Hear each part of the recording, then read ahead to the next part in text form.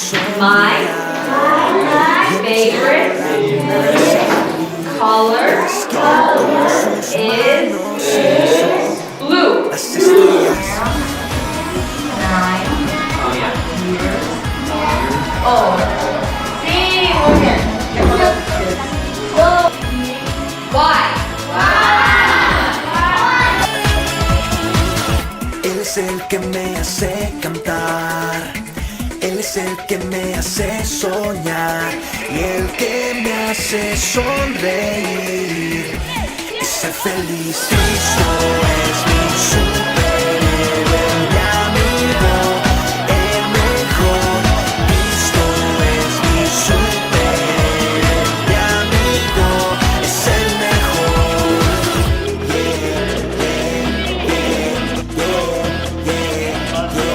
Mejor que Spider-Man.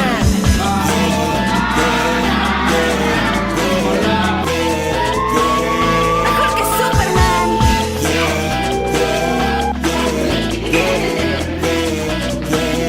Mejor que Batman.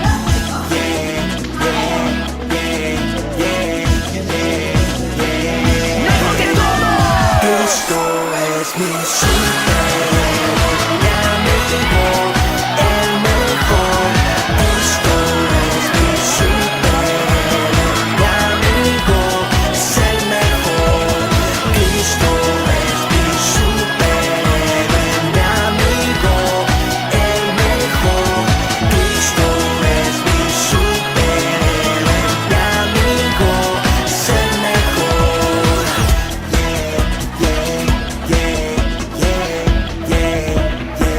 Mejor que Yu-Gi-Oh!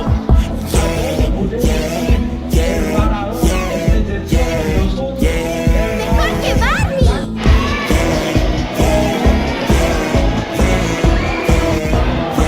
Mejor que Dragon Ball. So it takes a long time because it's coming to the church.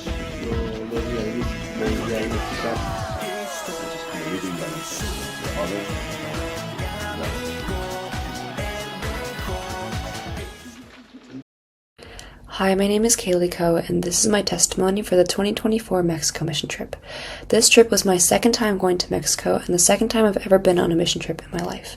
And now looking back, all I can say is that this year's trip was a beautiful week. A beautiful week witnessing the purity and joy within God's kingdom and the love that He has for His children. So to give some context on my life before Mexico, honestly in my day-to-day, it was difficult to prioritize my praise of God. I was constantly distracted and losing motivation to complete even the most basic tasks.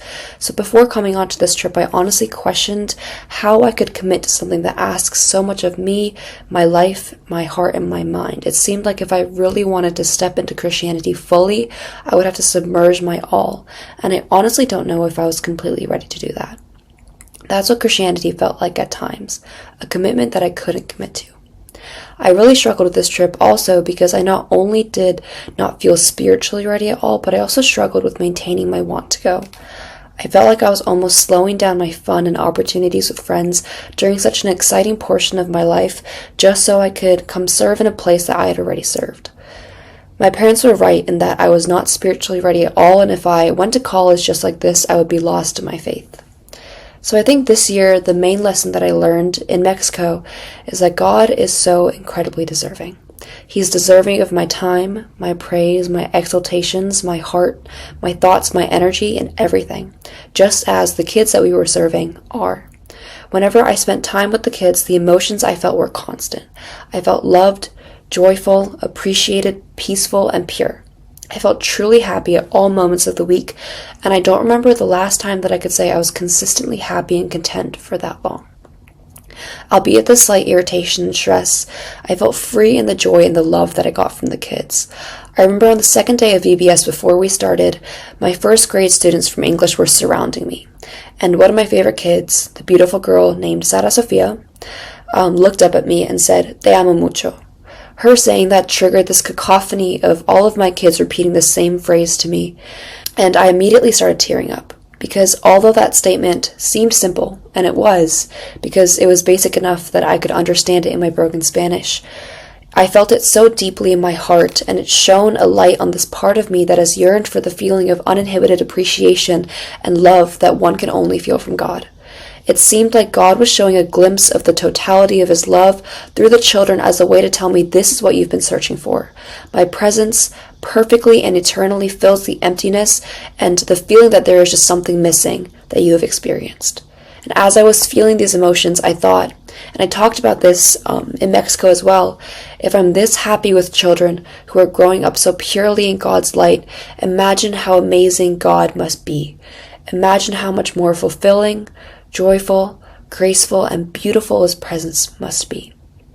For the first time, throughout the devotions and the late night debriefs we did throughout the week, I actually really started considering and imagining the makeup of heaven as a real thing, instead of this far away, abstract concept that all Christians are supposedly working for. When I heard all of the kids sing together, I closed my eyes and thought, this is what heaven is going to sound like. This is what heaven is going to feel like. And as a struggling Christian who every day tried and failed to actualize God's presence in my life, this trip served as empirical evidence that I could not turn away, that God is real, God is loving, and God is deserving. Honestly, now it's been more than 2 weeks back from Mexico, and it's been difficult maintaining all the actions that I wrote that I would commit to. I have been tired, and I have been packing for my leave. I'm now in Korea. I've been irritated. I've been stressed. But one thing that I have not been able to shake is that God is so real. And I know now how good He is and how much I want to feel Him change my life. So as I now stand on the precipice of leaving the comfort of my home, the comfort of this church, the comfort of everything that I'm used to, and as I now stand in the face of so much unknown, the only fact that I know is that God is waiting for me wherever I am. I know for a fact that as long as I search for the voices of the children, as long as I equip myself with a heart of longing, a humble heart ready to serve the Lord, He will be there. So I thank this mission team, and I'm so grateful many people pushed me to participate and pushed me to show up, because I learned the lifelong lesson and I faced the life-changing realization that no matter how busy life gets, no matter what I am going through, God is deserving, because He will always be able to clearly tell you He loves you, and in turn will make you feel that love. And if that is not the most simple yet beautiful and rare gift, I don't know what else could be.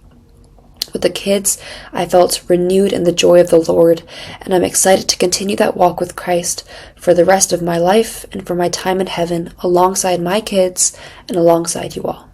Thank you so much.